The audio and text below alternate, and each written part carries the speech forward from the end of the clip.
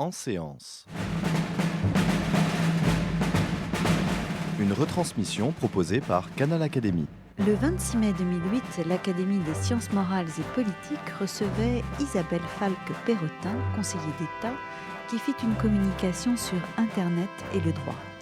Canal Académie vous propose d'écouter la retransmission de son intervention au cours de cette séance du 29 mai 2008. Retrouvons en salle des séances Isabelle Falque-Perrotin. Monsieur le Président, merci. Mesdames, Messieurs, membres de l'Institut, merci de me recevoir cet après-midi. Je suis très honorée d'être parmi vous dans ce lieu absolument prestigieux. Et je vais essayer de vous honorer en retour en vous proposant un propos qui, je l'espère, vous stimulera les uns et les autres. Alors, on va parler d'Internet et du droit. Rassurez-vous, je ne vais pas parler de façon théorique, comme une théoricienne du droit que je ne suis pas. Je vais parler en tant que praticienne de la régulation, puisque, comme l'a dit François Terré il y a un instant, je dirige effectivement aux destinées du Forum des droits sur l'Internet depuis maintenant 7 ans. Et cet organisme nous offre un point de vue tout à fait privilégié, effectivement, sur les enjeux de régulation que pose Internet. Alors, Internet et le droit. Internet et le droit ont, dès le début, je dirais dès 1996, date à laquelle Internet commence à quitter sa zone de spécialiste et à entrer dans le débat public, ils ont noué des relations conflictuelles et un petit peu ambiguës. En 1996, on a dit « le droit est mort ». Le droit est mort et c'est la revanche, à travers Internet, de la liberté sur la contrainte. Au même moment, la même année, les tribunaux français, les tribunaux étrangers, américains notamment, appliquaient sans grande émotion les principes généraux du droit d'auteur. Après tout, le vieux droit d'auteur avait, sans désemparer, avalé un poste de TSF et un cinématographe. Il pouvait bien digérer Internet et sa câblerie. Aujourd'hui, on dirait plutôt Internet, c'est quelque chose qui est ingouvernable, immaîtrisable. Et somme toute, c'est un peu la vision et la version modernisée du vide. Et dans cette approche-là, Internet accompagne une forme de désenchantement à l'égard d'un monde internationalisé et de plus en plus menaçant. Alors, Internet, la mort du droit, Internet, l'application du droit, Internet, un espace incontrôlable par le droit, comment y répondre? Je crois qu'il faut d'abord se poser la question de ce qu'est Internet. Internet, ça n'est pas simplement une technologie qui permet aux ordinateurs du monde entier de dialoguer. Ça n'est pas simplement un nouveau média, plus sophistiqué, plus raffiné que notre vieille télévision. Ça n'est pas non plus un gadget générationnel pour les adolescents, pour les jeunes. En réalité, nous assistons, grâce au numérique et au protocole IP, qui est le protocole constitutif de l'Internet, à la mise en place d'un espace nouveau de sociabilité humaine, mondiale, accessible par l'ordinateur, la télévision ou le mobile, au sein duquel les individus, les entreprises, mais aussi les États, peuvent potentiellement tout faire. Travailler, jouer, se divertir, échanger, rencontrer. Plus d'1 milliard d'individus sont aujourd'hui connectés. Il y a 10 ans, ils étaient 100 millions. Ce monde, et on va le voir à travers ce que je vais vous dire, n'est pas une duplication de notre monde réel. Ça n'est pas le reflet simplement de notre monde réel. Si les acteurs, effectivement, sont les mêmes, il se crée des usages et des comportements et des modes de fonctionnement qui sont radicalement nouveaux. Ce qui pousse certains à même parler de civilisation numérique. Il n'est pas étonnant de ce fait que la question du droit se pose d'une manière tout à fait inédite dans cet univers. sans que la formule utilisée dans le rapport du Conseil d'État de 1998, ce qui est illégal hors ligne l'est également en ligne, ne résume entièrement la situation. En fait, nous allons voir que Internet bouleverse notre approche du droit. Il conduit à un nouveau mode de production normatif. Il nous impose de revoir nos modes de régulation. Il met en cause, et c'est ça qui sera probablement le plus délicat, nos concepts juridiques fondamentaux de la propriété à la liberté. À travers le prisme du droit, c'est finalement un réexamen des bases de nos sociétés contemporaines auxquelles nous invite la société en réseau. Alors, essayons de bien comprendre tout ça. Quelle est la situation initiale auquel nous devions faire face? Dans le monde réel, la situation était relativement simple. L'État était maître du droit et la réglementation étatique nationale, c'est-à-dire la réglementation d'origine gouvernementale ou parlementaire, s'imposait largement. Il y avait bien les entreprises qui brisaient un petit peu ce schéma en établissant au plan national ou international des règles communes. C'est ce qu'on a appelé la fameuse lex mercatoria. Mais celle-ci était cantonnée à des domaines extrêmement spécialisés. Il y avait bien des enjeux de coopération internationale entre États, en matière de justice, en matière de terrorisme, en matière de finances, par exemple. Mais de façon générale, le monde réel était normé par un droit d'origine publique et nationale. Internet change la donne et substitue à ce type d'encadrement des usages une normativité de nature plus complexe, négociée entre acteurs publics et privés. Il faut constater en premier lieu que la réglementation d'origine publique, d'origine étatique, trouve ses limites dans l'univers numérique. Il ne s'agit souvent pas tant des principes de la loi, qui restent valides, que de son application effective dans un univers international extrêmement volatile, considérablement décentralisé, dans lequel des contenus illégaux peuvent se propager d'internaute à internaute de façon quasi virale. On comprend aisément la dimension internationale du réseau. On se souvient, au début des années 2000, par exemple, de l'affaire Yahoo, qui a constitué une sorte de feuilleton judiciaire entre la France et les États-Unis en matière de lutte contre le racisme et l'antisémitisme.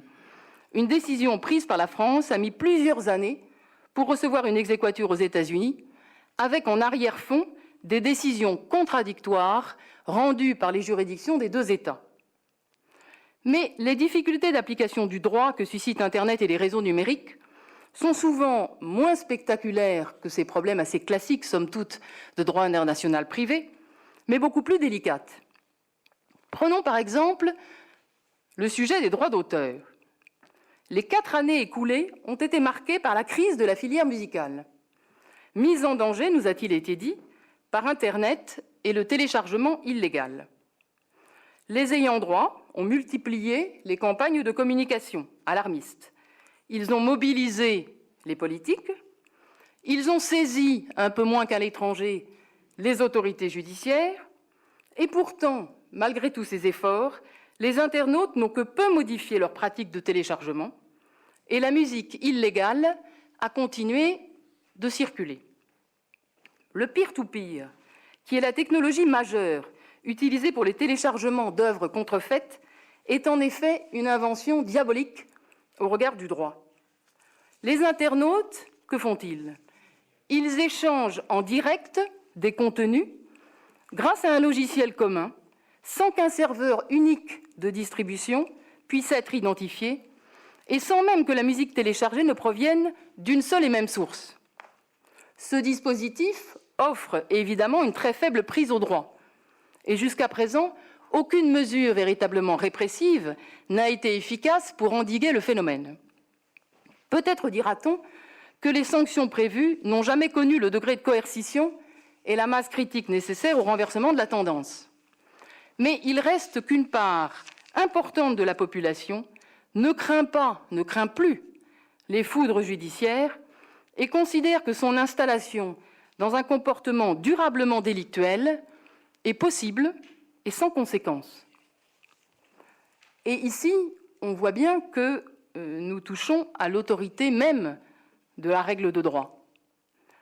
Le président de l'Union syndicale des magistrats déclarait en 2005 à Libération « Quand une pratique infractionnelle devient généralisée pour toute une génération, c'est la preuve que l'application d'un texte à un domaine particulier est inepte. » Cette situation fait écho à la déclaration d'indépendance du cybermonde qui a été produit en 1996 et qui est, dans le monde de l'Internet, considéré comme un des textes fondateurs de l'idéologie un peu libertaire de l'Internet. Je vous cite quelques phrases de ce texte. « Les gouvernements tirent leur pouvoir légitime du consentement des gouvernés. Vous ne l'avez pas demandé, nous ne nous l'avons pas donné. Vous n'avez pas été conviés. Vous ne nous connaissez pas et vous ignorez tout de notre monde. Le cyberespace n'est pas borné par vos frontières. Ne croyez pas que vous puissiez le construire comme s'il s'agissait d'un projet de construction publique. Vous ne le pouvez pas. C'est un acte de la nature et il se développe grâce à nos actions collectives. La seule loi que toutes les cultures qui nous constituent s'accordent à reconnaître de façon générale est la règle d'or, c'est-à-dire la net étiquette. La seule loi que toutes les cultures qui nous constituent... Nous espérons que nous serons capables d'élaborer nos solutions particulières sur cette base. Mais nous ne pouvons pas accepter les solutions que vous tentez de nous imposer. Tout est dit dans ce petit texte, et notamment le fait que la norme n'existe que par son acceptation, ce qui n'est pas le cas en général pour la réglementation d'origine étatique, qui est construite comme une norme objective. Et dans le monde Internet, les individus ont la capacité réelle de donner ou de ne pas donner cette acceptation. Le changement est donc majeur et on mesure l'instabilité de la norme qui peut en résulter dès lors que c'est le degré d'acceptabilité de celle-ci qui conditionne son effectivité. En outre, et c'est un deuxième élément qui ressort de la déclaration d'indépendance, les habitants du monde numérique revendiquent une action collective et des solutions particulières qu'ils vont eux-mêmes développer pour élaborer la normativité du monde numérique. Et ça, c'est un deuxième élément très intéressant, c'est que si les acteurs de l'Internet peuvent utiliser les réseaux pour contester ou ignorer un régime juridique, ils peuvent aussi avoir une contribution plus positive à la normativité du monde numérique et être eux-mêmes créateurs de normes efficaces et légitimes. Cette situation n'est pas entièrement nouvelle. Le monde des chercheurs et des universitaires a très tôt développé un corpus de règles, la net étiquette, pour régir ces échanges, et quoique non écrites, ces règles sont une référence incontestable pour beaucoup d'usages. Les entreprises, également, ont traditionnellement mis au point des codes de conduite ou de déontologie pour préciser leurs obligations légales ou s'y substituer si c'est nécessaire. Le secteur de la vente à distance, du marketing direct, en sont de bons exemples. Dans les années récentes, ces règles professionnelles ont été revues par les acteurs pour les adapter aux spécificités du réseau. Et ces pratiques, rassemblées sur le terme d'autorégulation, sont particulièrement efficaces car elles complètent les règles générales du droit par une granularité plus fine et plus ajustable.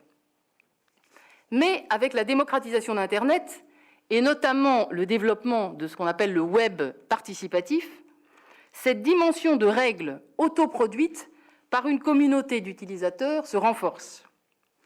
D'une part, ces communautés s'internationalisent et elles mettent en cause la capacité d'un État à assurer à ses ressortissants la protection à laquelle ils ont droit sur leur territoire national.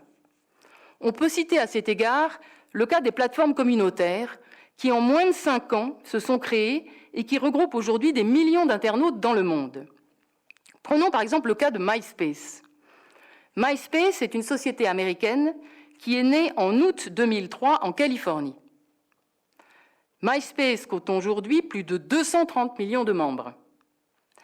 Il est demandé aux internautes mineurs qui veulent créer leur profil sur MySpace, outre leur âge et leur sexe, leurs préférences sexuelles. Ce type d'information n'est évidemment pas acceptable au regard de la législation française. Mais la dimension internationale du réseau rend cette question un peu théorique. Et il y a à ce jour plus de 3 millions de Français qui sont membres de MySpace.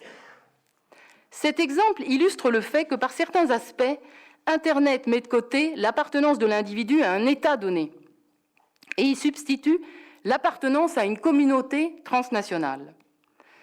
Cet exemple souligne le fait que l'encadrement normatif des usages qui se mettent en place est directement influencé par la culture juridique d'acteurs économiques majeurs, souvent anglo-saxons, différente de la nôtre, et que les internautes, finalement, se coulent sans grande réticence dans de tels environnements.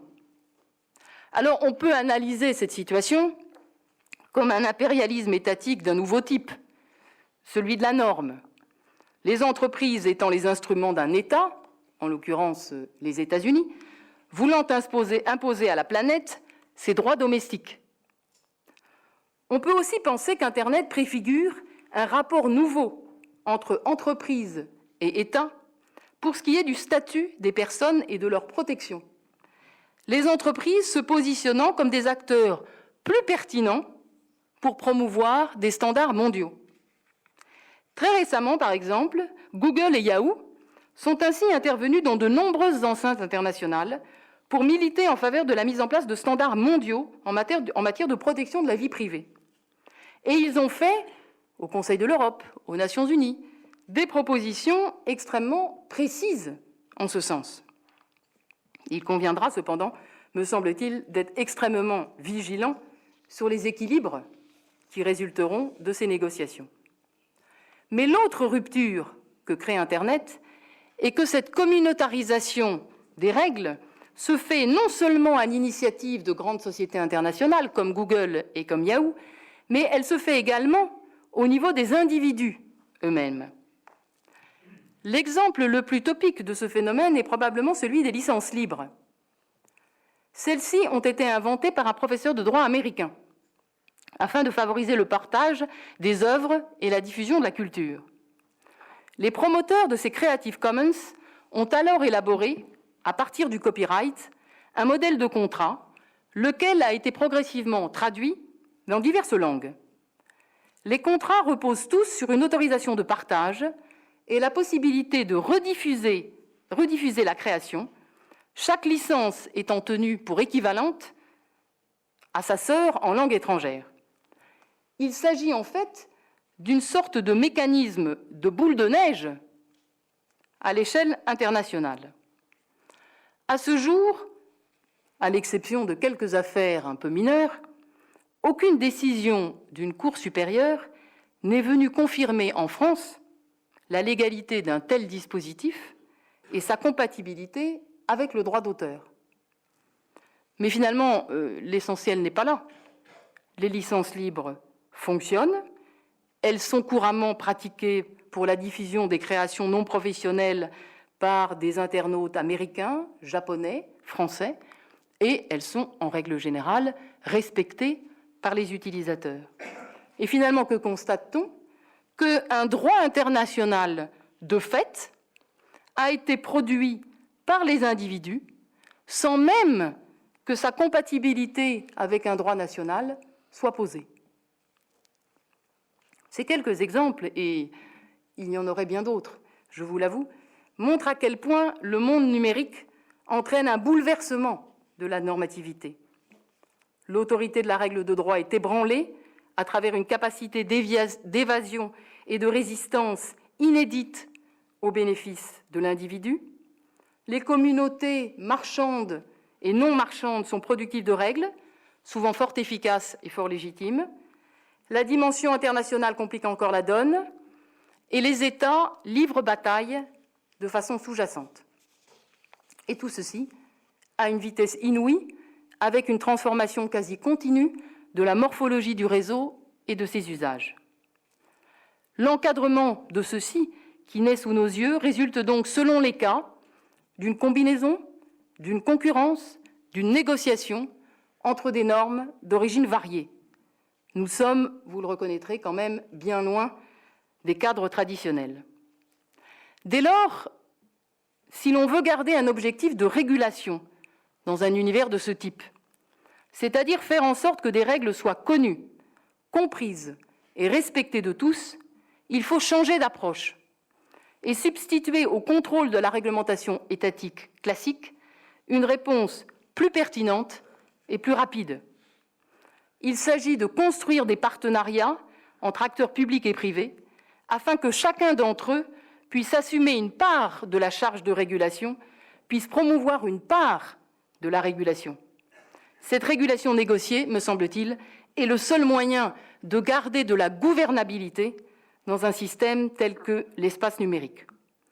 Ce sont les raisons qui ont présidé à la création du Forum des droits sur l'Internet en 2001. Il s'agissait à l'époque de répondre à l'innovation que constituait Internet et de constituer un nouvel outil pouvant accompagner la démocratisation de cet espace et faire en sorte que celui-ci se développe dans un cadre respectueux des droits et des libertés de chacun des acteurs. Le Forum des droits sur l'Internet est un lieu neutre au sein duquel pouvoir public, entreprises, société civile peuvent se rencontrer, travailler ensemble, confronter leurs objectifs et élaborer des solutions communes. Le Forum devait permettre de gérer les interdépendances, et on les a bien vues sur de nombreux exemples, entre le public et le privé en matière de régulation des réseaux numériques. 7 ans après sa création, au terme de plus de 26 recommandations qui ont largement inspiré les politiques publiques et celles des acteurs privés, la Commission d'accès aux documents administratifs vient de reconnaître à la mission du Forum un caractère de service public.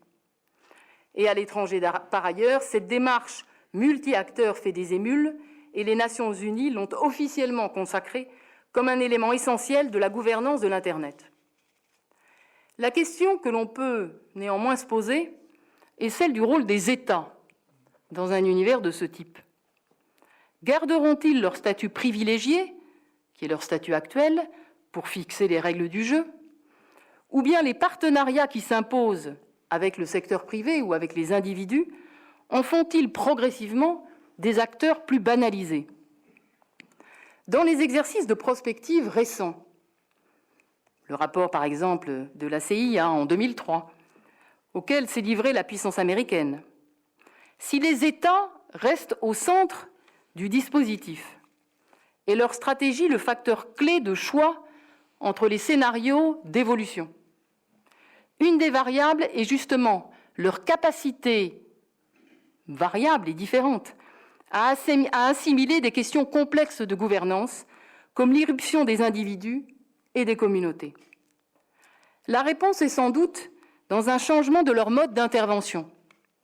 Plutôt qu'une intervention directe, dont on mesure les limites dans un univers aussi complexe que celui d'Internet, la puissance publique doit probablement de plus en plus avoir un rôle de type environnemental, mettre en place des lieux, des processus de travail permettant aux acteurs de se rencontrer, de débattre de leurs objectifs et de construire du consensus et des solutions communes. Ce nouveau mode d'intervention qui pourrait être qualifié de durable est, me semble-t-il, aussi un produit du monde numérique. Alors, on a beaucoup parlé de questions de méthode. On ne peut cependant pas penser que les spécificités du monde numérique que j'ai évoquées devant vous, les rapports différents que les réseaux induisent entre les acteurs publics et les acteurs privés, vont être limités aux questions de méthode et ne vont pas avoir des conséquences sur le fond. Non content de nous imposer des innovations méthodologiques, le monde numérique nous impose aussi de repenser nos concepts, ou plutôt d'en vérifier la pertinence. Et là, je voudrais vous donner simplement 2 exemples. Premier exemple, la propriété intellectuelle. On en a parlé. Les difficultés rencontrées dans les années récentes par les ayants droit et les pouvoirs publics en matière de protection des droits d'auteur dans l'univers numérique ne doivent pas être analysées comme de simples péripéties dans l'application des règles de droit traditionnelles dans un univers nouveau, ou du moins pas seulement. Elles témoignent du débat profond qui s'est noué sur la légitimité de ces droits, sur leur périmètre nécessaire, lorsqu'ils concernent les biens issus des productions de l'esprit. Plusieurs formes de contestation ont émergé, allant de la critique radicale à l'utilisation du droit d'auteur contre le droit d'auteur pour proposer un système jugé plus adapté au monde numérique. La critique radicale conduit certains à considérer que la possibilité de diffusion qu'offre le peer-to-peer est un moyen d'entrer en résistance contre une industrie culturelle qui souhaite s'accaparer le produit de la créativité des auteurs et des interprètes. Bien souvent, cette position rejoint l'idée que la culture doit être accessible à tous et gratuite, et que le marché est un facteur d'appauvrissement de la diversité culturelle. C'est aussi l'idée que la culture ne doit pas être contrôlée par des acteurs privés et que toute démarche d'appropriation ou de maîtrise de la circulation des biens culturels est illégitime. Souvent, dans ce discours idéologique, on retrouve une confusion entre l'information et l'œuvre.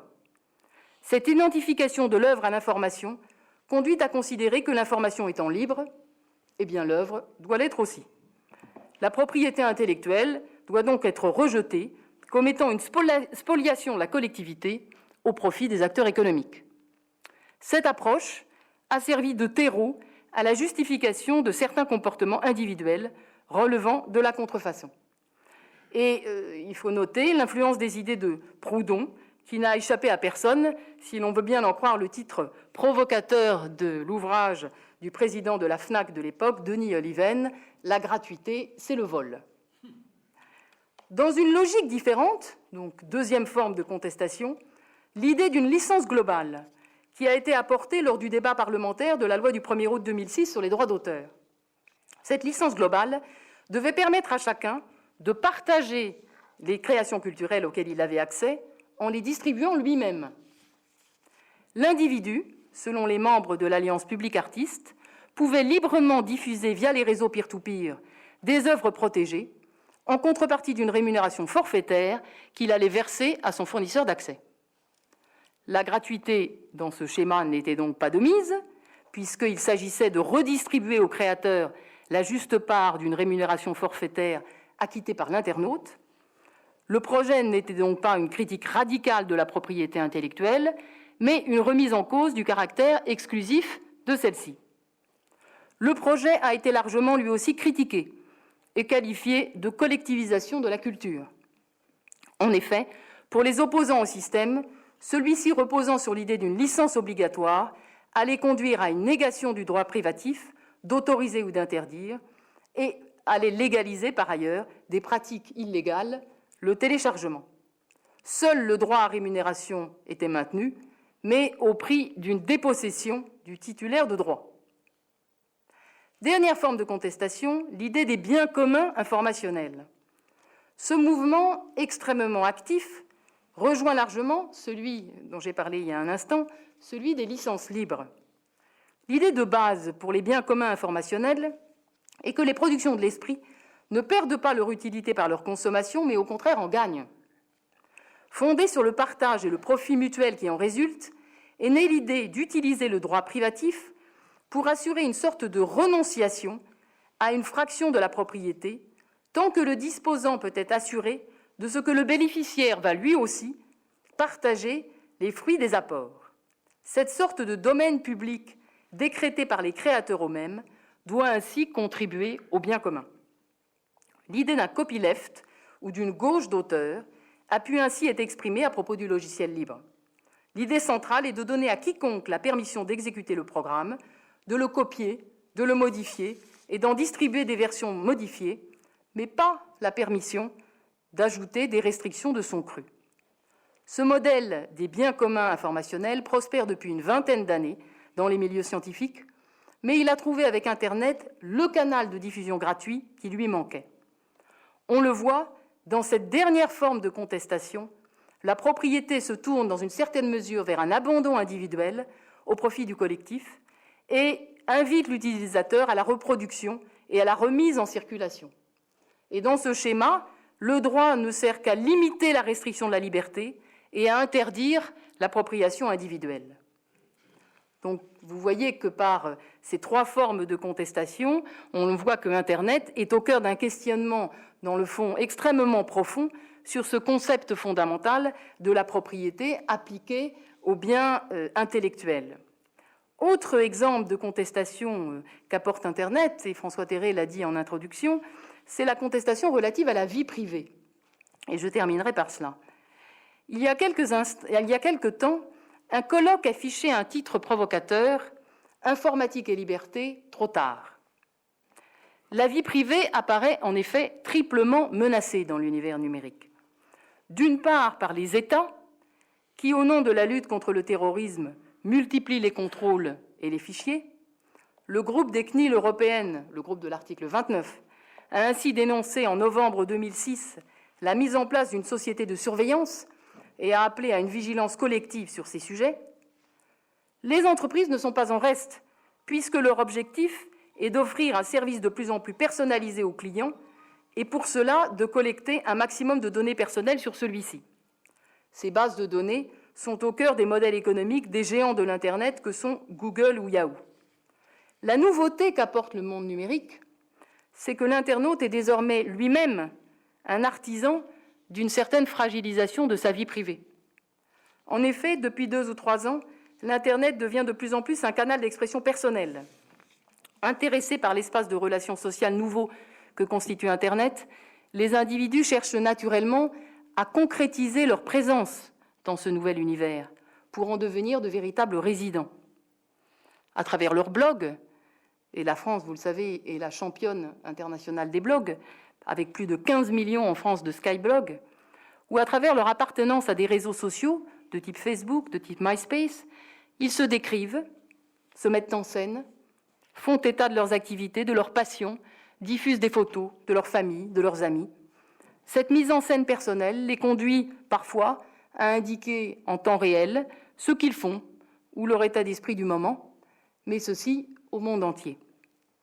Pour certains, cela se traduit par la création d'un soi-même numérisé, alors que pour d'autres, ce sont des moi plus ou moins fantasmés qui viennent peupler le réseau. Que l'on se décrive pour exister ou que l'on s'invente une ou des personnalités n'est finalement pas l'essentiel. L'important qu'apporte Internet paraît être le changement que cela induit pour l'individu qui de plus en plus voit se brouiller les frontières entre le public et l'intime. Certains ont conclu que la vie privée n'existe plus, d'autres que c'est à l'individu d'en définir les contours et qu'il ne peut exister une norme unique pour tous. Ce qui est sûr, c'est que l'identité numérique est en passe de devenir le véritable enjeu des libertés numériques de demain. Cette question risque d'autant plus essentielle dans la perspective de l'Internet du futur, ce fameux Web 3.0 dont on parle tant, dans cet univers de communication généralisée entre hommes, objets et machines, lorsque l'air ambiant deviendra communicant et où il n'y aura finalement plus besoin d'écran, tellement le monde réel et le monde virtuel seront fortement imbriqués. Où se logera la vie privée? Dans quels interstices se logera ce qui fait l'intime de chacun d'entre nous? Voilà, mesdames, messieurs, ce que je voulais vous dire cet après-midi. L'univers que je viens de vous décrire, je pense que vous en conviendrez avec moi, n'est pas aisément déchiffrable. Il remet en cause nos schémas spatio-temporels. Il questionne l'équilibre des pouvoirs et des responsabilités entre les États, les entreprises et les individus.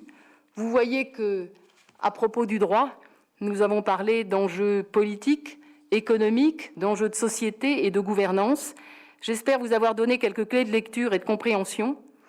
Je crois pour ma part que notre génération a une chance tout à fait unique de vivre cette transformation fondamentale du numérique, car si on peut en redouter certains des effets, il nous offre une opportunité unique de redéfinir nos modes de fonctionnement et finalement les bases de notre humanité.